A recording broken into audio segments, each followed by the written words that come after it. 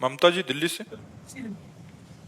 श्री हरिवंश महाराज जी, गुरु दीक्षा के बाद शिष्य का नया जन्म हो जाता है, तो क्या गुरु दीक्षा से पहले किए हुए पाप कर्म दीक्षा के बाद नष्ट हो जाते हैं? हाँ, यदि नया पाप कर्म ना हो तो जो दीक्षा मिलती है उससे सारे पाप नष्ट हो जाते हैं। इसमें एक उदाहरण में चतुर्भुज दास जी का पावन चरित्र जब हम देखते हैं तो उसमें आता है कि वो भगवत चर्चा कर रहे थे, तो कथा में यही कहा कि जब कोई दीक्षा लेता है तो उसका नया जन्म हो जाता है, पुराने पाप उस पर लागू नहीं होते। तो एक चोर चोरी करके भाग करके आया था किसी साहूकार सेठ महाजन की, उसके पीछे सैनिक लगे हुए थे, तो जहां सत्संग हो रहा था हजारों लोग बैठे थे, उन्हीं के बीच में जाके बैठ गया। तो अब राज सैनिकों ने देख पाया नहीं, तो उन्होंने सोचा इधर तो सत्संग हो रहा, चोर काहे को यहाँ टिकेगा, तो वो चले गए और चोर बच गया। सत्संग में यही चर्चा चल रही थी कि दीक्षा लेने से नया जन्म हो जाता है, पूर्व पाप नष्ट हो जाते हैं। तो जब सत्संग संपन्न हुआ तो चतुर्भुज दास जी संत थे, उनके पास गए और बोले महाराज आप जो बात कह रहे हैं सत्य है कि दीक्षा लेने से सारे पाप नष्ट हो जाते हैं? तो मैं घोर पापी हूं, चोर हूं, हिंसक हूं, कौन सा पाप नहीं जो मैंने ना किया हूं, क्या मैं दीक्षा ले लूंगा आज से निष्पाप हो जाऊंगा? बोले आज से हाँ निष्पाप हो जाओगे। तो बोले दीक्षा दीजिए। तो चतुर्भुज दास जी ने कि ये सही अधिकारी है, अभी इसका मूड बन गया है, नहीं तो हो सकता है कि कभी जिंदगी में इसका क्योंकि हिंसक स्वभाव का है, तो उन्होंने तुरंत उसको दीक्षा दी, मूड मुड़वाया, कंठी पहनाई, तिलक लगाया, 12 तिलक। और दूसरे दिन वो निर्भय होकर घूम रहा था। सोए साहूकार अपने सैनिकों के साथ तो था, सेठ खोज रहा था, अरे बोले यही है।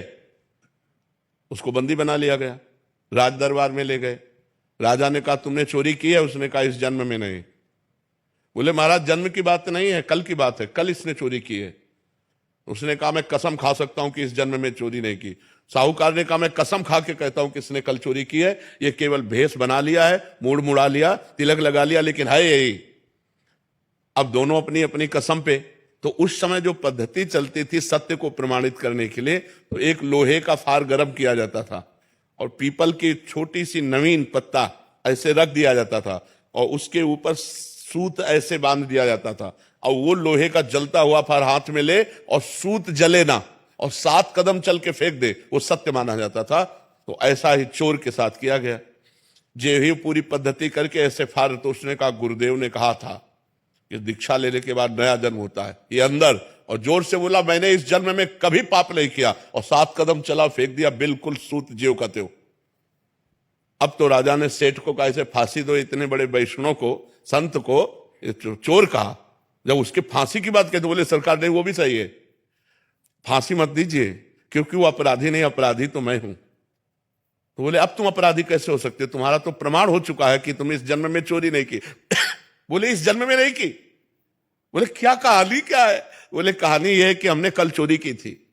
ये सही कह रहे हैं, लेकिन फिर हमने दीक्षा ले ली, तो दीक्षा से नया जन्म हो जाता है, इसलिए मैंने इस जन्म में चोरी नहीं की। इस बात से राजा बड़े प्रभावित हुए, बोले मैं उन संत से मिलना चाहता हूं जिन्होंने तुम्हारे जैसे चोर का परिवर्तन कर दिया। तो उस दृष्टांत से पता चलता है कि नया जन्म हो जाता है, लेकिन अबलो न सानी अबना न सही हो। उस चोर ने झूठ नहीं बोला, उसने फिर कभी चोरी नहीं की, आज तक किया, अब नहीं करूंगा, तो इससे सारे पाप नष्ट हो जाते हैं दीक्षा लेने से।